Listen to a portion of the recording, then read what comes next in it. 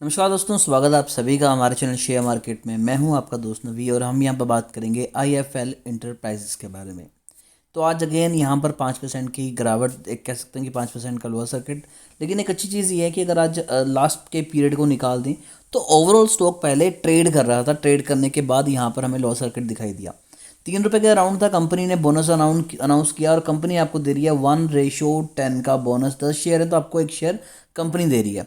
अब फाइनेंशियल्स पे नज़र डालें अगर पहले हम, तो आप देख सकते हैं कि कंपनी का रेवेन्यू 128% इंक्रीज़ हुआ, नेट इनकम 136% इंक्रीज़ हुई है, डिल्यूट ईपीएस 133% इंक्रीज़ हुआ है, ऑपरेटिंग इनकम कंपनी की 147% इंक्रीज़ हुई है, net change in cash company का 97% डाउन है। तो यहाँ पर अगर ओवरऑल देखें तो अच्छा डिसेंट निकल के आ रही चीज़ें। बट 5 दिनों में 21% की गिरावट, एक मंथ में 55% की गिरावट, 6 मंथ में 80% की गिरावट, जो कि प्रैक्टिकली सही नहीं होनी चाहिए। ओवरऑल कंपनी ने तो अच्छा काम किया, बोनस भी दे रही है, रिजल्ट भी अच्छे निकले हैं, तो ये चीज़ें क्यों हो रही है। तो नेगेटिव्स की भी बात करेंगे। ये है मैक्स चार्ट कंपनी का, किस तरह से कंपनी धीरे धीरे ऊपर गई और यहाँ से एक फॉल अगर हमें दिखाई दिया। अब अगर हम यहाँ पर स्क्रीनर के ऐप्स पे आते हैं तो आप देखिए 66 करोड़ की कंपनी है, तो कंपनी बहुत ज़्यादा छोटी है। तो जो सबसे बड़ा इशू है कि 66 करोड़ की कंपनी को मैनिपुलेट करना काफ़ी ज़्यादा इजी है। सेकंड चीज़ ये है प्रमोटर होल्डिंग 1.21, स्टॉक पी 130, यानी कि स्टॉक बहुत ज़्यादा ओवरबाउट जोन में जा चुका है। प्रमोटर लगभग पल्ला झाड़ के बाहर आ चुके हैं। एफ आई डी की यहाँ पर होल्डिंग 0% है। अब एक और चीज़ दिखाता हूँ। अगर हम यहाँ पर फाइनेंशियल्स पर क्लिक करें तो आप देख सकते हैं कि 2021 में कंपनी के पास 3 एम्प्लॉय थे। अब एक और चीज़ दिखाने के लिए आपको लेके चलना पड़ेगा सीधा इनके टेक्निकल चार्ट्स पे। यहाँ पे अगर आप टेक्निकल चार्ट्स पे आएंगे तो बहुत सी चीज़ें यहीं पर आपको क्लियर हो जाएंगी। सबसे पहले बात तो ये है कि कंपनी ने आपको रिजल्ट दिए कि हाँ जी भैया हमारे रिजल्ट अच्छे आ रहे हैं।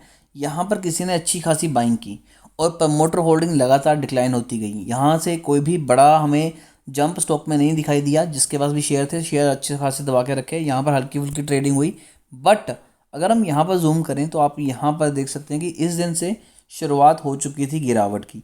सेम इस दिन किसी ने हैवी वॉल्यूम में ट्रेड करके यहाँ पर सेल करने शेयर किया और तब से लेके शेयर लगातार नीचे आ रहे हैं। और आज तक की बात करें तो आज वॉल्यूम काफ़ी दिनों के बाद हमें अच्छा जाता हुआ नज़र आ रहा है। अगर कंपनी इतनी ज़रा अच्छी है, कंपनी हर चीज़ आपके फेवर में कर रही है, तो कंपनी का वॉल्यूम डिक्लाइन क्यों हो रहा है। सेकंड चीज़, अब अगर आपके पास शेयर है भी हैं और यहाँ से शेयर नीचे ही आते जा रहे हैं तो क्या करें।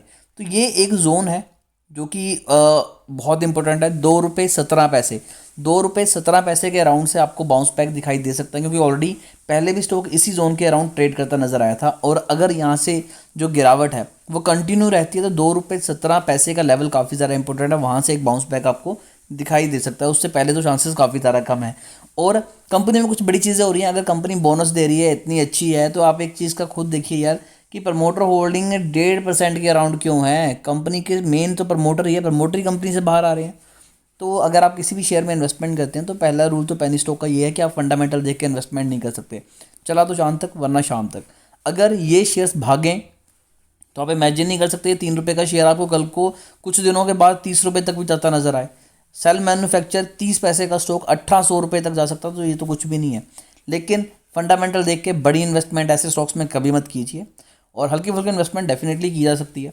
फिर भी शेयर को लेकर अगर आपकी कोई भी क्वेरी है तो आप कमेंट कीजिए, हमारी कोशिश होगी कि आपको अच्छी एडवाइस दें।